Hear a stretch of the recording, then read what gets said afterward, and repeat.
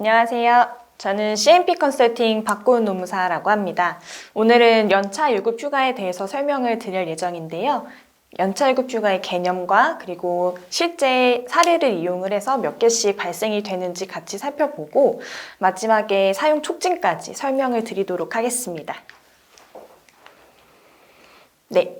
연차 유급 휴가, 보통 연차라고 많이 부르시는데 연차 휴가란 1년을 단위로 해서 근로자에게 휴가를 부여함으로써 정신적, 육체적 휴양을 제공을 한 다음에 노동의 재생산을 도모하고 일과 가정을 양립시킬 수 있도록 하는 제도를 뜻합니다. 그래서 근로기준법 제60조에서 의거하고 있고 보상적 성격의 법정 유급 휴가입니다. 그래서 보통은 15개씩 발생하는 걸 일반적으로 알고 계시는데 그걸 바로 기본 휴가일수라고 명칭을 가지고 있습니다. 사용자는 1년간 80% 이상 출근한 근로자에게 15일의 유급휴가를 부여해야 합니다.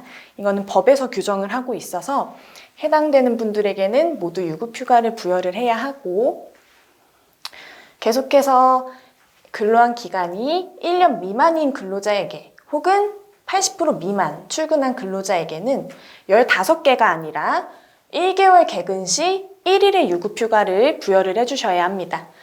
이것도 근로기준법 제60조 제2항에서 규정을 하고 있습니다.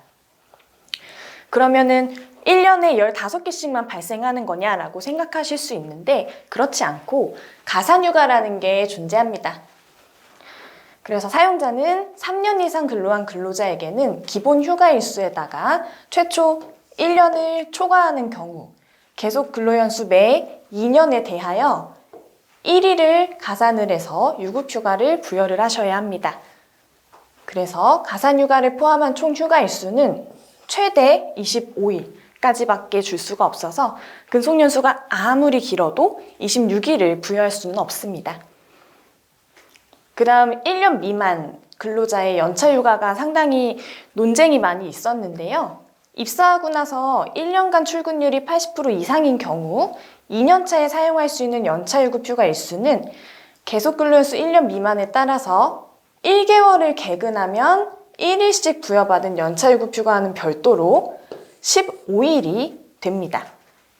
기존에는 1개월에 하나씩 발생한 연차휴가를 15개에 포함을 시키는 개념을 가지고 있었는데 법이 개정되면서 11개와 15개를 별도로 산정을 하게 되었습니다. 그래서 2017년 5월 30일 이후 입사하는 경우에는 입사일로부터 2년 동안 최대 26일의 연차유급휴가가 발생하게 됩니다. 최근에도 법 개정이 한 번 있었는데요. 20년도 3월 31일 이후에 발생한 휴가부터는 개정법이 적용돼서 입사일로부터 1년 후에 소멸이 됩니다. 그래서 1년을 근무를 하고 퇴사를 하는 경우에는 1년 후에 소멸이 되기 때문에 11개를 무조건 사용을 하셔야 합니다. 네, 연차 유급휴가 산정에 대해서 설명드리도록 하겠습니다. 우선은 근로자의 입사일을 기준으로 연차유급휴가를 산정하는 것이 원칙인데요. 예외적으로 노무관리상의 편의를 위해서 기업의 회계연도를 기준으로 일률적으로 산정하는 것 또한 가능합니다.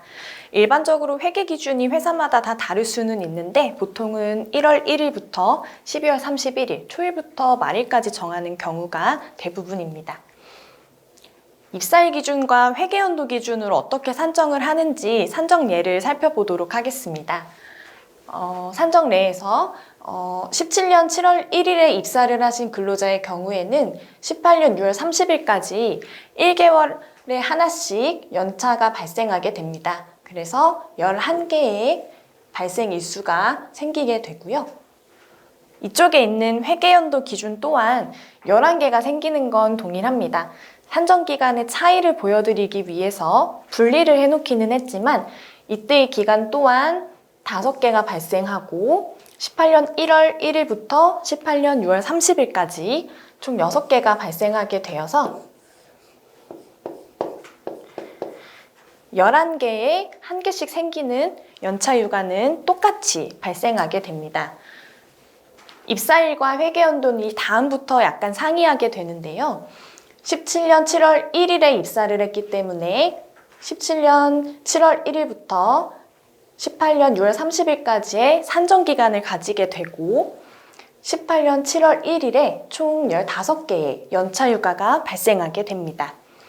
그 다음 연도에도 동일하게 18년 7월 1일부터 19년 6월 30일까지 산정기간을 가지게 되고 19년 7월 1일에 15개의 연차휴가가 동일하게 발생하게 됩니다. 그 다음에는 가산휴가가 발생하게 되는 연차인데요.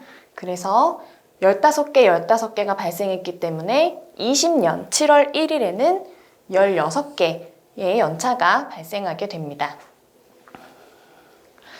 근로자가 2020년 1월 1일에 퇴직을 할 때 회계연도 기준이 아니라 입사일 기준으로 연차휴가 수는 총 41개가 되겠습니다.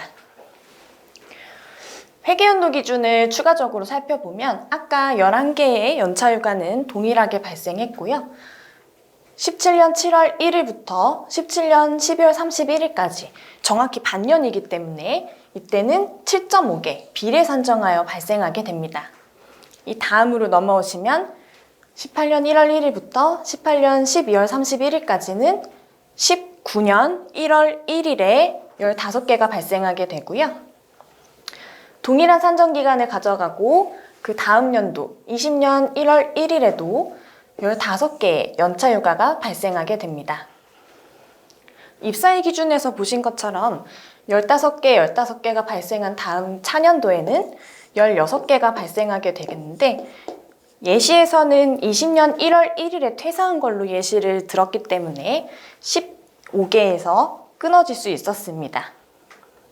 근로자가 퇴직을 할 때 회계연도 기준의 연차휴가 수는 총 48.5개입니다. 퇴사를 할 때 근로자에게 유리한 연차휴가를 부여를 하는 게 원칙이고요.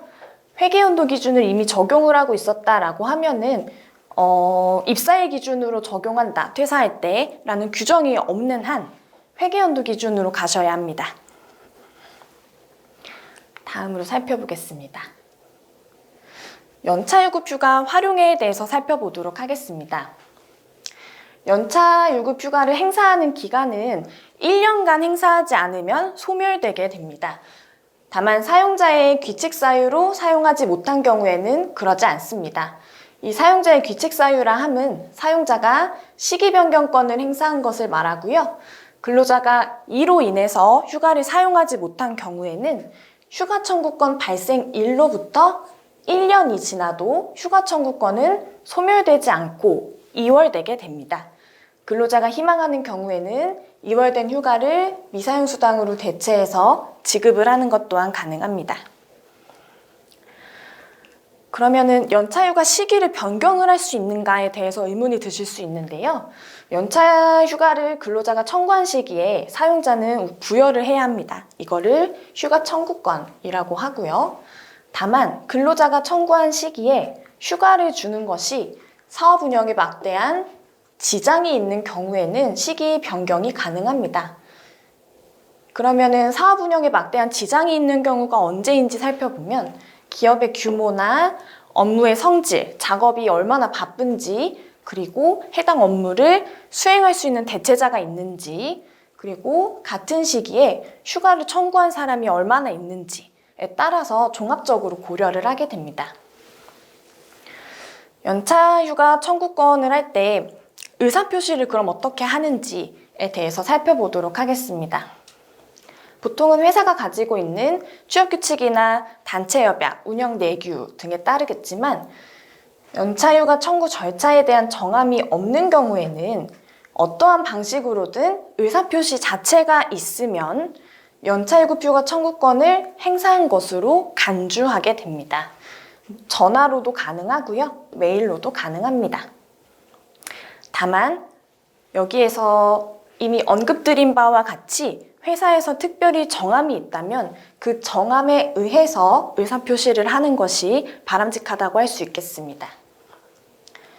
두 번째 사례를 살펴보시면 근로자가 사용 시기를 정해서 연차휴가를 사용을 했으나 사용자의 승인은 없었을 경우 이거를 결근 처리를 할 수 있을지에 대해서 살펴보도록 하겠습니다. 근로자가 특정한 일자에 이번 주 목요일, 금요일을 특정을 해서 휴가를 청구를 이미 했으나 사용자가 승인을 한다는 명확한 행위는 없었습니다. 그럴 때 유급휴가를 사용했다고 볼 수 있는지 아니면 사용자가 거부를 한 것인지 승인을 한 것인지 명확하지 않은 경우에는 시기 변경권을 행사하지 않은 경우이기 때문에 결근 처리를 할 수 없습니다. 즉, 근로자가 청구한 날짜에 정상적으로 연차를 사용한 것으로 간주되는 것이 맞습니다. 네, 연차 유급 휴가와 임금에 대해서 설명드리도록 하겠습니다. 우선 연차 유급 휴가 수당이라고 하면 근로자가 휴가를 사용을 했음에도 불구하고 사용자는 임금을 지급을 해야 한다라는 내용인데요. 연차 휴가를 특정일에 사용을 했으면 원래는 무노동 무임금에 의해서 근로를 제공하지 않으면 임금을 지급하지 않는 것이 맞는데 연차를 사용한 것이기 때문에 해당 일자에 대해서는 따로 일할 계산이나 감액이 들어가지 않는 것을 여기에서 설명을 드렸습니다. 그럼 연차 유급 휴가를 사용하지 못했을 때 받는 미사용 수당에 대해서 살펴보도록 하겠습니다. 발생한 연차 휴가를 1년 동안 사용을 하지 못해서 휴가 청구권 자체가 소멸이 되더라도 임금 청구권은 소멸하지 않고 살아 있습니다. 그래서 이를 연차 유급 휴가 미사용 수당이라고 하고 있고요. 지급 사유는 아래 3가지 사유에 의해서 발생하는 경우가 대부분입니다. 1년간의 출근율에 의해서 발생한 휴가 청구권을 근로자가 1년간 행사하지 않은 경우, 사용자의 귀책 사유로 휴가 청구권을 1년간 사용하지 못한 후 휴가 사용 대신 수당 지급을 원하는 경우, 그리고 3번째로는 퇴직이나 해고 등으로 휴가 청구권을 행사하지 못하게 된 경우가 있습니다. 지급하는 방법은 구체적인 법령의 내용은 따로 없지만 통상임금 또는 평균임금으로 지급을 하셔야 합니다. 근로자의 임금 보전의 측면에 있어서는 평균임금으로 지급하는 것이 높은 확률로 본인의 받아오던 임금을 유지할 수 있는 방법이고요. 아래 표는 간단하게 저희가 어떻게 발생하고 휴가 청구권이 어느 시기에 발생하는지 살펴보기 위해서 가상의 표를 넣어 놓았습니다. 특정한 연도에 7월 1일에 입사하신 분 같은 경우에는 N년도라고 하면 N+1년도에 연차휴가 15일이 발생하게 됩니다. 이때 수당 청구권이 발생하는 것은 아니고요. 이로부터 1년이 지나고 나서 비로소 금전적 보상 의무, 수당 청구권이 발생하게 됩니다. 이런 식으로 동일하게 진행하게 됩니다. 마지막에는 퇴직을 하게 되면 퇴직으로 인한 수당 청구권이 발생하는 것까지 살펴보셨습니다. 마지막으로는 사용 촉진에 대해서 설명을 드리도록 하겠습니다. 근로자에게 매년 발생하는 연차 유급 휴가를 사용을 적극적으로 권유를 했음에도 불구하고 근로자가 휴가를 사용하지 않았을 때는 금전으로 보상할 의무를 면제시켜주는 제도입니다. 근로기준법 제61조에서 규정을 하고 있습니다. 기존에는 1년 이상 근로함으로써 발생하는 연차휴가 15일에 대해서만 연차휴가 사용 촉진이 가능하다라고 규정을 하고 있었는데 최근에 법이 개정되면서 1년에 80% 미만 출근해서 1월에 하나씩 발생한 연차휴가뿐만 아니라 1년 미만 근로자의 월 단위 연차휴가 2가지가 추가적으로 사용 촉진이 가능하게 되었습니다. 다만 촉진하는 방법이 2가지로 나누어져서 이쪽을 먼저 살펴보면 회계연도 기준으로 보셔도 되고 입사일이 1월 1일인 기준으로 보셔도 됩니다. 12월 31일이 있으면 6개월 전에 연차 휴가 사용 시기 통보 촉구를 해야 합니다. 근로자에게 연차 휴가가 얼마 남아있고 이러한 일자의 연차를 쓰는 것이 좋겠다라고 연차 휴가 사용을 독려하는 건데요. 10일간의 기간이 있습니다. 근로자가 사용자로부터 이러한 서면을 받았으면 10일 이내에 특정한 날짜에 연차 휴가를 사용하겠다 라고 회신을 하게 되고, 만약에 이때도 근로자가 특정한 날짜를 정하지 못했다라고 하면 2차 통보인데요. 이때는 사용자가 날짜를 정해서 해당 근로자가 그 일자에 쉬도록 하셔야 합니다. 이거는 2개월 전에 이루어져야 하고요. 그래서 6개월 전에 한 번, 2개월 전에 한 번 사용촉진 행위가 있어야 적법한 사용촉진이라고 보고, 그리고 이때 근로자가 본인이 지정한 연차휴가 일자나 사용자가 지정해서 주게 되는 연차휴가 일자에 정확히 출근을 하면 안 되고, 만약에 출근을 한 경우에는 사용촉진으로 볼 수 없습니다. 상당히 까다롭게 인정을 하고 있기 때문에 해당 근로자의 PC를 끈다든지 아니면은 IP를 차단을 한다든지 특정한 노력이 필요할 것으로 예상됩니다. 1년 미만 근로자의 월 단위 연차휴가는 계산의 특성상 9일과 2일로 나누어지게 되는데요. 이렇게 잘라서 보시면 9일에 대해서는 동일하게 절차가 이루어지지만 기간이 다릅니다. 3개월 전에 10일간 사용시기 통보 촉구를 한 다음에 10일 이내에 근로자가 해당 일자를 정하고, 만약에 그것이 또 이루어지지 않았으면은 1개월 전에 10일 동안 사업주가 근로자에게 특정 일자를 지정을 해서 사용을 하도록 해야 합니다. 이거는 9일에 관한 내용이었고요. 이거는 2일에 관한 내용입니다. 연차휴가 사용시기 통보 촉구를 하고 동일한 절차죠. 다만 1개월 전 5일간이라는 것이 중요하고, 5일간 근로자가 해당 일자를 통보를 하고 이루어지지 않았다라고 하면 동일하게 2차 촉진이 이루어집니다. 이때의 기간 또한 10일 전이 되겠습니다. 네, 오늘은 연차 휴가에 대해서 저희가 살펴보았고요.